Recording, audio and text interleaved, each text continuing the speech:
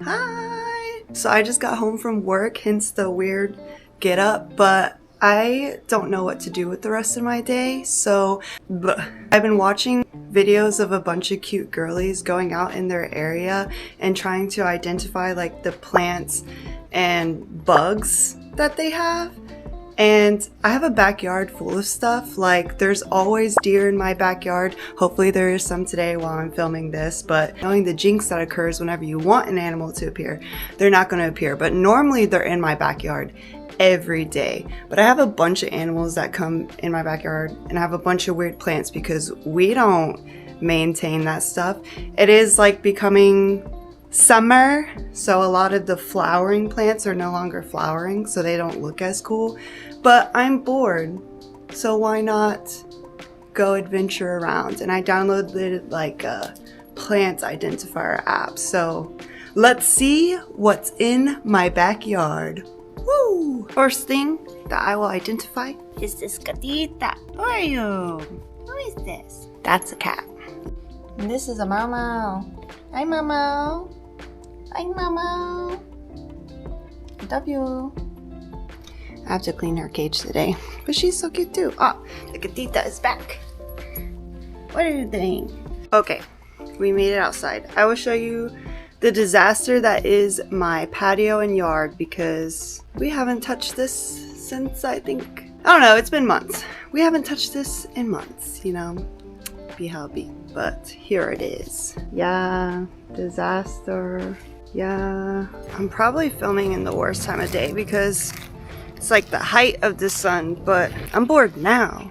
Also, a lot of our plants have died or like look dead because it's summer, and every single time it hits like May, June, July, these plants just look.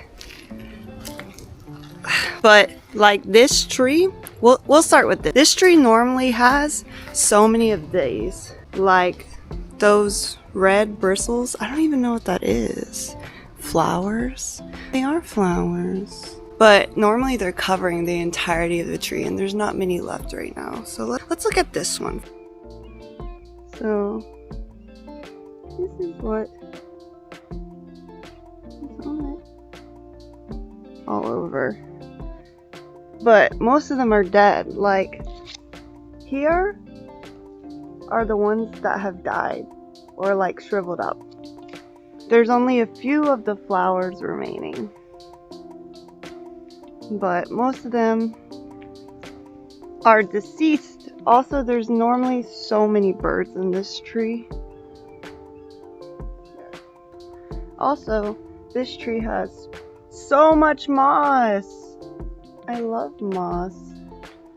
And a hanging plant. Where did that come from? I don't know. Okay, so let me get my identifier going. Okay, so I have this app, and you take a picture, and it's supposed to identify it. So let's see. That was so fast. It worked quicker than I thought. It already popped up. Apparently, it's a crimson bottle brush, also known as the red bottle brush, the lemon bottle brush. This plant looks healthy, apparently. Yeah, I did that. No, I didn't. It needs full sun. We're in Florida, so that's perfect.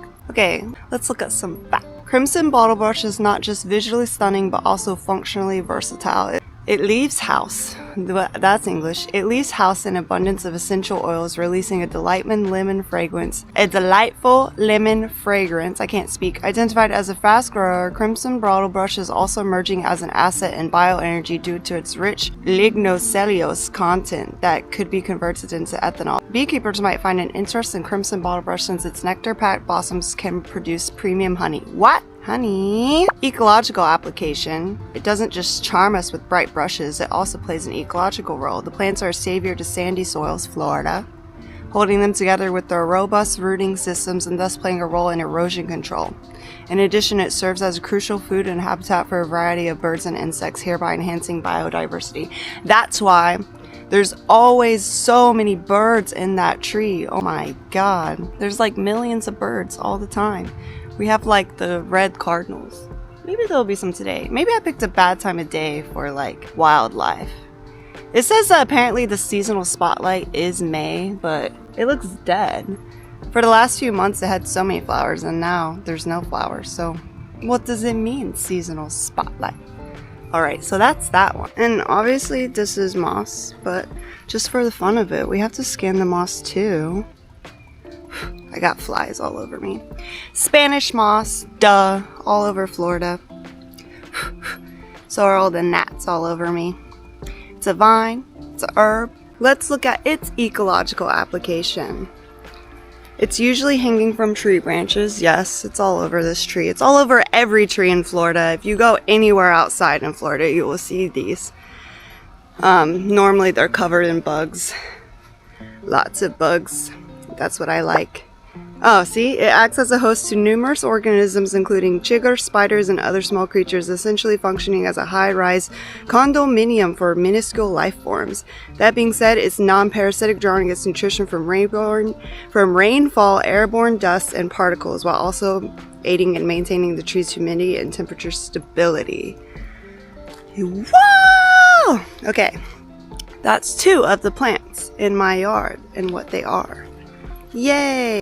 Also coming over here, we've had this gopher tortoise that has been living in this hole since I've moved in here, like a year and a half. And normally we can see it every morning. Me and my boyfriend used to look out from my window like every single day and see it chilling there, but I haven't seen it in a while. We were hypothesizing that she had babies in there because there was a period of time where she just kept guarding the hole and like was being weird. But I haven't seen her in a few weeks. I don't even know if she's still in there or she moved holes or whatever, but no, I don't see her. Dang.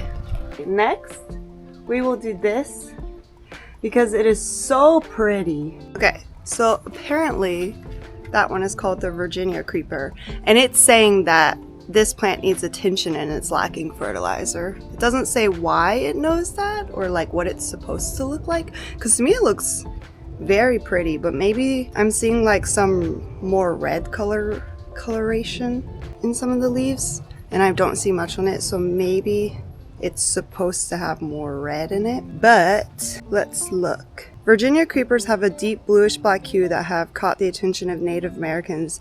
They ingeniously employed the berries as dye for textiles, tapping into Virginia creeper as a source for coloring materials naturally. That's cute. Let's look at their ecological application. So they act as a defender for certain fauna. The plant provides a home for numerous insects and birds due to its dense growth habit, shielding them from predators. Interestingly, the plant's berries are a favored treat for many bird species, acting as a significant food resource during cooler months. Okay, so that's why I don't see any berries. I was like, I don't think I've ever seen that have berries, but I also haven't paid much attention to it. But it's too hot right now for the berries, I guess. Cute! Let's move on to the next one. Also, I'm saving all these to my garden. This app lets you like save all the ones that you've scanned, so I will permanently know what is in my yard. Now we're gonna move. I have bugs all over me. Also, it's very hot and very sunny. There's a dragonfly. Wait, and a butterfly at the same time. Hold on, let me flip my camera. Oh, there he goes. This is the next. Usually this is full of very vibrant, like pink or purple flowers. I'll post like a photo of when I took a photo in front of it. It looks like it's about to start blooming. It's in the like beginning stages. I don't know if this is like the end of the flowering or it's about to flower, but it goes along the entire. Okay, so apparently this one is the star jasmine, and whenever it is like in full bloom, it smells so good. Like genuinely, it smells really good. Oh, let's see. Never mind, I was just on the wrong one. Plant info. Let me look at the plant info. Also, if I start looking crazy and my wig's like falling off, Sorry, I've been in it all day. Okay, obviously we all know that the scents can be used as essential oils and for like perfumes. The ecological application here. Blah. Sour jasmine has fascinating ecological value in both its native and introduced regions. Not only can it flourish in various conditions, making it a robust addition to any garden, but its dense growth makes an excellent ground cover plant, helping to prevent soil erosion. Moreover, its prolific blooming nature provides a crucial source of nectar for pollinators, playing a vital role in maintaining biodiversity. I was standing in an ant pile. I was like, I need to read this, but I'm so itchy. Basically, a bunch of the plants in my yard are helping with soil erosion and homes for many animals. Makes sense, it's Florida. Where's the ant? Here. Look at them. I was standing right in there like an idiot. I destroyed their home, partly. There's some bigger ant beds all around too. There's so many. Look at these. Where are they going? Where are they going? So cute. But they bit me. They bit me. So my camera overheated while I was outside because it's really hot today. So I'm taking a curry break and I'm watching Reddit stories with Smosh. And then I'm gonna make a smoothie. And hopefully by then my camera is okay because even now as I'm touching it, it's really spicy. But that's what happens when you go outside. Blasphemy. Also, I want you guys to know that I actually have a smoothie consumption problem. Here's my smoothie. I learned recently that my roommate had a magic bullet, and I was like, what? So I literally cannot stop making smoothies. I think I make 6 a day, like minimum. And then I posted on my Instagram story, like, guys, I have a problem, I can't stop. And my friend Murloc introduced me to something even more amazing because whenever I was at work, I'd be having withdrawals. I'd be sitting there like, I need a smoothie. And I work at a bar. There's no smoothies to be had. So my friend Murloc swipes up and he's like, look, I have this portable smoothie blender that I take to whenever I go to the gym or work. And I was like, what is this contraption? Why have I never heard of this? So now I ordered one, obviously. So now when I'm at work, I can just juice up, brother. Not the steroid edition, the smoothie edition. And it's going to be so good. I'm just going to be even happier in life. So happy. But yeah, that was my, has nothing to do with this video, but I had to share because in case you guys needed to know that there's portable smoothie blenders. My cat is going crazy right now. She's playing with a rat. Hiding. Caught. She's been caught. Okay, I'm back. And now hopefully my stuff doesn't overheat again. But now there's just layers of mosquitoes. Let me see if I can show you. Like, you see? Well, there's one mosquito, but they're just all like floating here creepily. I hate it. Okay, so now we'll see what this fern boy is specifically. So this baby is a fringed centipede grass. I thought it was gonna be something else, but apparently this plant looks sick, which is not good. Well, it makes sense because a lot of it's dying. I don't know if you can see. Ooh, that's not good. Apparently it's being overwatered. Maybe because of the spot it's in, since we have the roof right there. It's probably all, whenever it rains, all the runoff goes straight to there. Not very good. Let me get off this ant bed. Oh, mosquito. Okay, let's read about this guy, shall we? Just shall we? Are there no facts for this one? Really? Wait, I'm getting eaten. Overview. This one doesn't have any facts. The only fact is that apparently it's dying. No. There's not really much I can do about that though, because every time it rains, it's gonna fall down from the roof right there. But okay, that plant doesn't have any fun facts. That's not fun. Let's go on to the next tree. Okay, we have this one. Has like very tiny, kind of like pointy. They're like almost sharp. Little needle-like leaves. They're very sharp. Ouch. The tree itself looks pretty cool. Oh, he looks so cool. Okay, let's see what this guy is. Okay, so apparently this one is an eastern red cedar. Also, everywhere I stand, there's ants in this yard. Everywhere. My poor feet are getting destroyed. But The eastern red cedar plays an extensive role in its ecosystem, and its benefits go beyond interesting human uses. It serves as an essential winter cover for deer, rabbits, birds when food and shelter are scarce. Moreover, its berry-laden branches hold a feast for cedar waxwings, an event that bird watchers look forward to annually. Its effect on soil is equally remarkable. Eastern red cedar is a pioneer species, which means it's among the first to colonize disturbed or damaged ecosystems, playing a crucial part in soil regeneration and prevention of erosion, thus reducing the likelihood of landslides in susceptible areas. What a magnificent tree! He's doing his goddamn best here. I hope that one's right, because I had to scan that one multiple times, and each time it kind of said a different cedar. So hopefully it's that one, but I'm trying to find areas to escape the ants. Help me!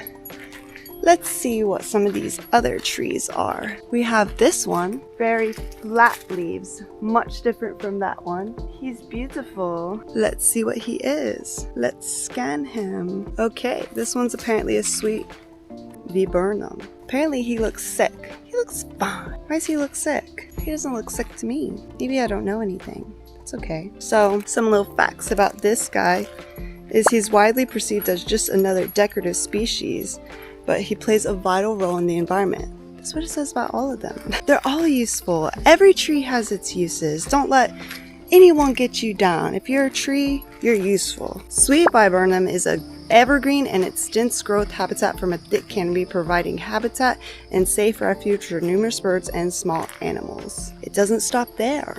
The white flowers attract a plethora of pollinators like butterflies and bees, fostering a healthy ecosystem. The flowers are not bloomed right now. The ultimate impact is far-reaching given the vital role pollinators play in sustaining life on Earth. Lots of pollinating happening in my yard, but I don't ever see any bees. We need to get that going. We need more bees in our yard. My mom's a little beekeeper. In her house, she has like 3 little beehives. Let's look at other plants. Let me escape. Aw, there's just as much ant beds out here. Also, there's a squirrel. Let me look to see if there's any bugs, because I like looking for bugs. A log. And you know what's normally under logs, don't you? Actually, there's no bugs. There's some beetles. There's some little baby beetles. But there's no bugs. Womp womp. What's that? What's that? Oh, look.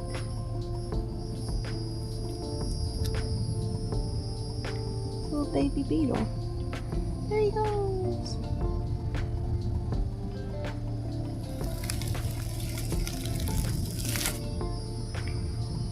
On the side of my yard, there's these babies. There's some super pretty flowers. So pretty. So pretty.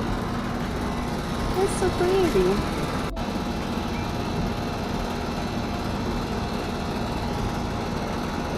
Apparently a pineapple guava. It's not toxic to humans, but it's very toxic to pets. So don't let your pets eat that. Apparently. Let's look at the facts. Give me the facts. Ooh, he doesn't have any ecological things like all the other ones do. It just has its uses that apparently people make jellies and preservatives out of it. But not many facts other than that, but it is pretty. It's super. Oh, there's a ladybug!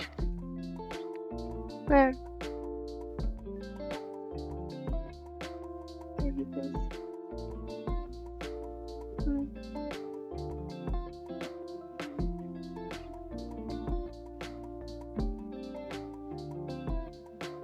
Oh my god, I found the mother lode of ant beds. Look at this. That's the biggest ant bed I've ever seen. Huge. Don't step in that. We have all these weeds. I think that they're daisies. Look at that mosquito. All these weeds right here.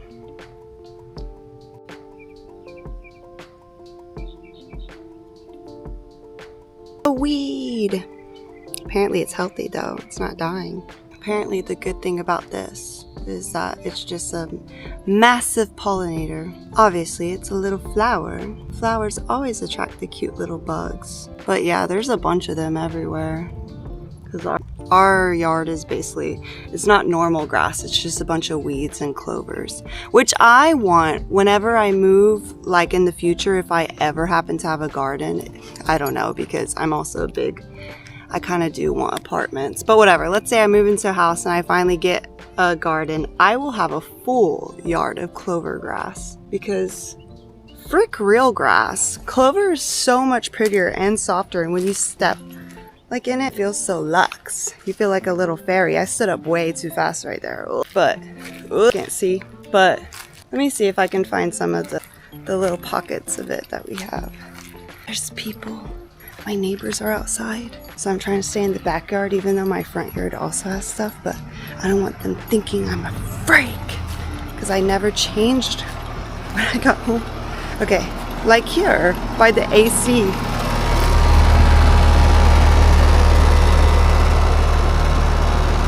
There's a random Walmart bag for some reason. Okay, there's turkeys. I don't know if you can see them. I'm filming with my phone because my phone has zoom. So insert.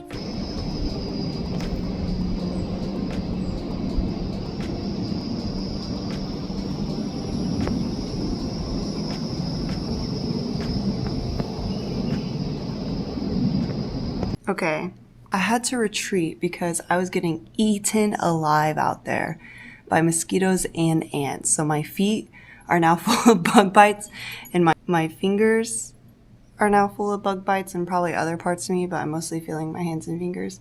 So thanks for coming to my super short, dumb video because I was bored and I wanted something to entertain myself. And so filming this and editing it is entertainment. There's probably more plants and bugs and animals, but I was dying out there. I was getting eaten. My roommate's home. But yeah, that's it. I'm going to attach, because I didn't see any deer today. I saw turkeys, but I'll attach like the deer videos that I normally like see every morning, and I'll attach the videos of the gopher tortoise, and then I'll attach the videos of the birds that I just filmed just now, because as soon as I entered the house, all the birds came to play on the fence like they normally do. But yeah, bye.